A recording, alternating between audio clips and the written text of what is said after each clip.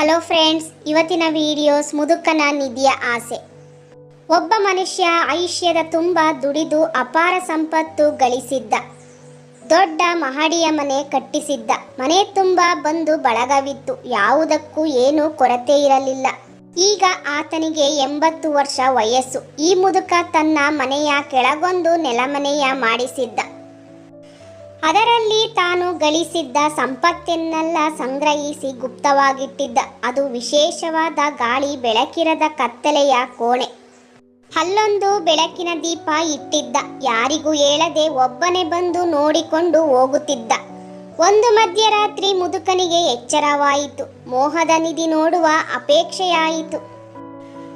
ಎದ್ದ. ಮನೆಯವರೆಲ್ಲ ಮಲಗಿದ್ದಾರೆ. ಮುದುಕ ನೆಲಮನೆಯೊಳಗೆ ಹೋಗಿ ಬಾಗಿಲು ಹಾಕಿಕೊಂಡ.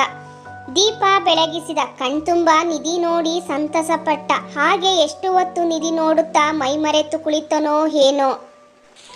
ಈತನ ಜಡ ಸಿರಿಯನಿಲ್ಲ. ಬೆಳಗುತ್ತಿದ್ದ ಏಕೈಕ ದೀಪ ನಂದುವ ಸಮಯವಾಗಿತ್ತು.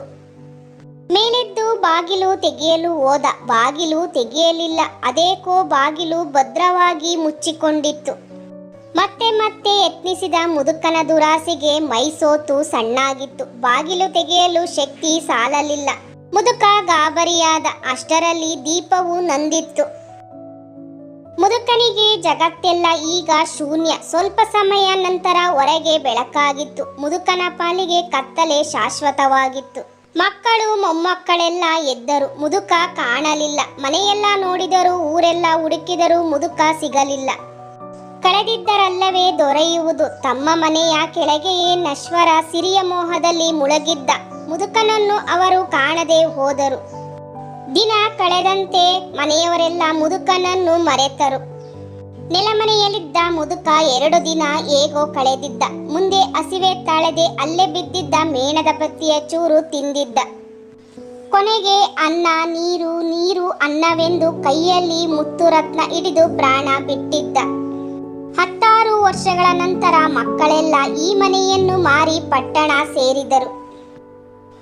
ಕೊಂಡವನು ಹೊಸ ಮನೆಯ ಕಟ್ಟಲೆಂದು ಈ ಹಳೆ ಮನೆಯ ಕೆಡವಿ ಅಡಿಪಾಯ ತೆಗೆಸುವಾಗ ನೆಲಮನೆಯು ಕಾಣಿಸಿತ್ತು. ಬಾಗಿಲು ಮುರಿದು ಒಳಗೆ ಹೋದ. ಕುರ್ಚಿಯ ಮೇಲೆ ಆಸೀನನಾಗಿದ್ದ ಮುದುಕನ ಅಸ್ಥಿಪಂಜರ ಕಂಡಿತ್ತು. ಅವನ ಕೈಯಲ್ಲಿ ಮುತ್ತುರತ್ನಗಳು ಇದ್ದವು. ಹೊಸ ಮಾಲೀಕ ಕ್ಷಣಕಾಲ ತನ್ನ ಕಣ್ಣನ್ನು ತಾನೇ ನಂಬಲಾಗಲಿಲ್ಲ. ನಿರಾಯಾಸವಾಗಿ ದೊರಕಿದ್ದ ಅಪಾರ ಸಿರಿಯ ಕಂಡು ಅವನಿಗೆ ಅತ್ಯಂತ ಸಂತೋಷವಾಯಿತು. ಕ್ಷಣವೇ ಜಡಸಿರಿ ನಕ್ಕು ನುಡಿಯಿತು. ಮುದುಕನ ಸರದಿ ಮುಗಿಯಿತು. ಇನ್ನು ನಿನ್ನದು. ಮುದುಕ ಮಕ್ಕಳಿಗೂ ಕೊಡಲಿಲ್ಲ. ಅವನು ಅನುಭವಿಸಲಿಲ್ಲ. ಈ ವಿಡಿಯೋಸ್ ನಿಮಗೆ ಇಷ್ಟವಾದರೆ ಲೈಕ್ ಮಾಡಿ, ಶೇರ್ ಮಾಡಿ, ಸಬ್ಸ್ಕ್ರೈಬ್ ಮಾಡಿ. Thank you.